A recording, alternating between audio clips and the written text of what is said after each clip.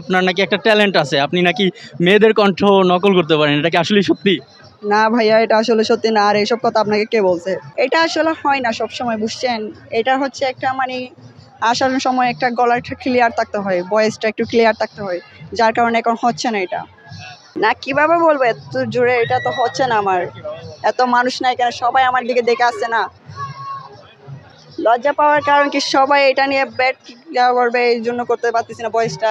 সবাই নানা রকম মন্তব্য করবে যে এই ছেলেটার ভয়েস নাকি, মানে উল্টাপাল্টা সব কিছু বলবে আর কি। এটা তো আপনার একটা ট্যালেন্ট, আপনি তো মেয়েদের কণ্ঠ নকল করতে পারেন, উল্টোপাল্টা কথা কেন বলবে?